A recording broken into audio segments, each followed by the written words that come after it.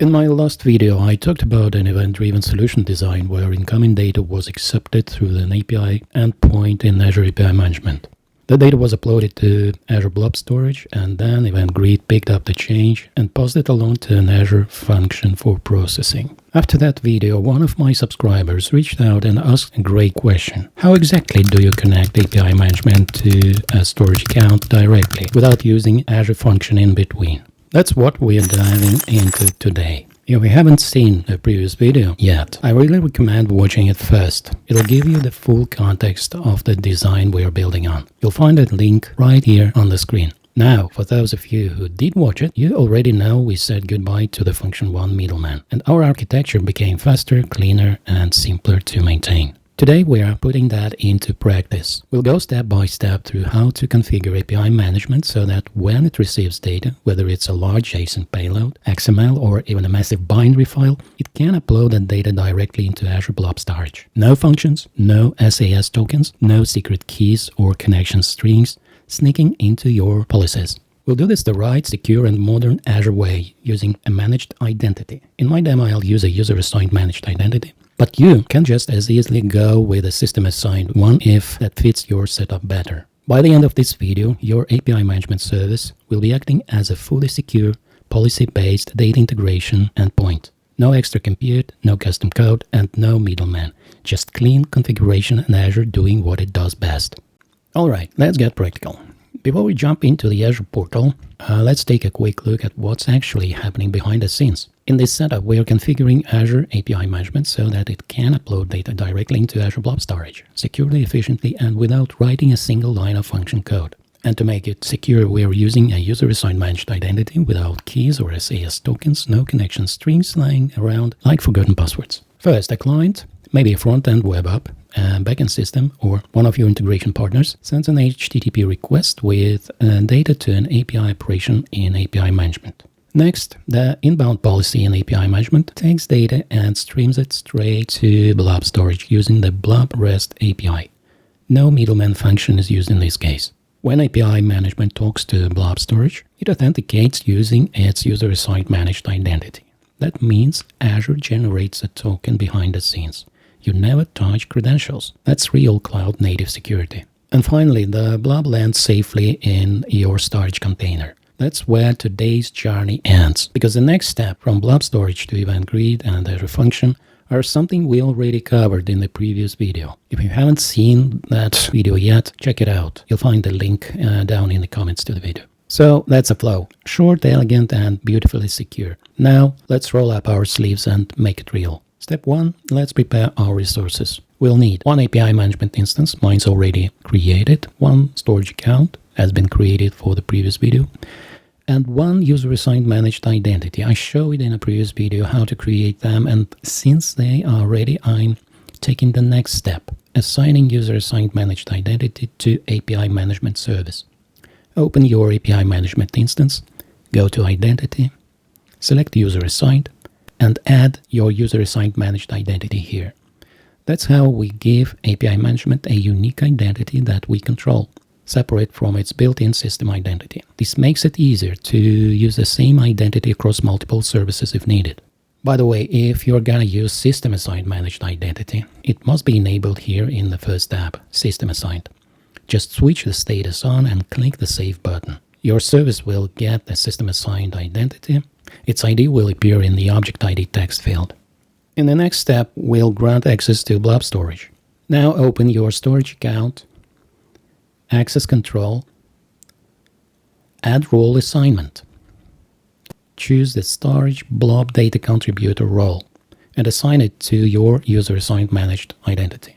This gives our API management permission to create blobs, but not to mess with the rest of the storage account. Always follow the principle of least privilege. Okay, now to the fun part, the API management policy magic. We'll create an API operation that uploads data directly into the blob container. Step 1, create the API and operation. In your API management service, go to APIs. Let's create an API.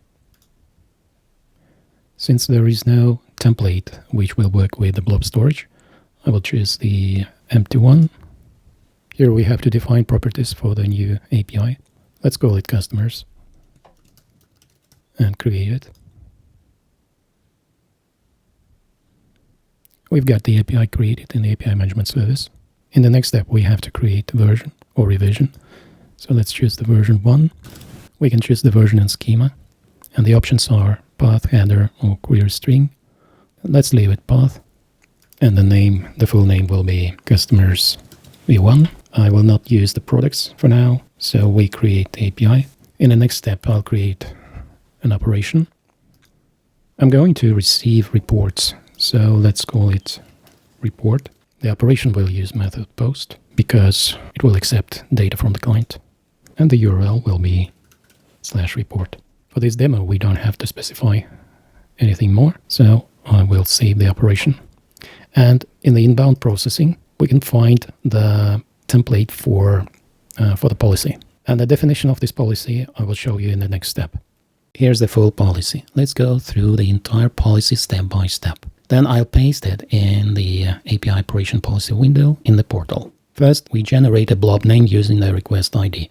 That gives us a unique file name for every request. And moreover, you see that the content type is used to get the extension for our blob name. It will be in accordance with the file extension which is sent to our API, whether it's JSON, XML, or binary file. Second, we construct the full blob URL pointing to the target container. In the next step, we set the HTTP header XMS version, where the value is the version of the Blob Storage API. This is important and critical part of communication because versions of the Blob API are quite different, and the old ones don't allow using the bearer token, which we will use for authorization of access to the Blob Storage. So pay attention to use the latest version of the API here. For today, the latest one is 2025-0705. The next step is setting the HTTP header again, and it's XMS blob type. We have to specify the type of blob we send to the blob storage. So use the word blob here. Next step, we request an OAuth 2 access token for the storage endpoint using the API management managed identity. This is the key part for authorization of access to the blob storage. And here, the client ID is the client ID or application ID, which is an alternative name for this value of our user-assigned managed identity. This policy will assign a value which we get in the end, and the value is the authorization token. It will be assigned to the variable with name MSI access token, just random name. You can use whatever you wish. In the next step, we'll use the value of this MSI access token variable to construct the authorization header for our request. And the authorization header will contain the word bearer space and the authorization token which we have gotten by the previous policy. The next policy here is the outbound policy, and here I want to show you how to change the response status code. The blob storage returns us status code 201 in case of successful creation of the blob, but since we implement the workflow and this blob will be processed later on, we have to return another status to our client. And I return to O2, which means accepted. So we confirm to the client that the data is accepted, but the processing is not finished yet. And as you see, we don't use SAS tokens here or connection string to the blob storage. And the data is sent directly to the blob storage without sending to any function. Now let's test it.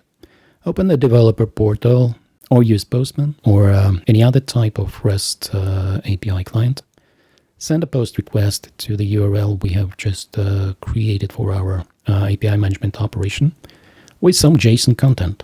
Wait a bit, and here it is. We got 202 accepted.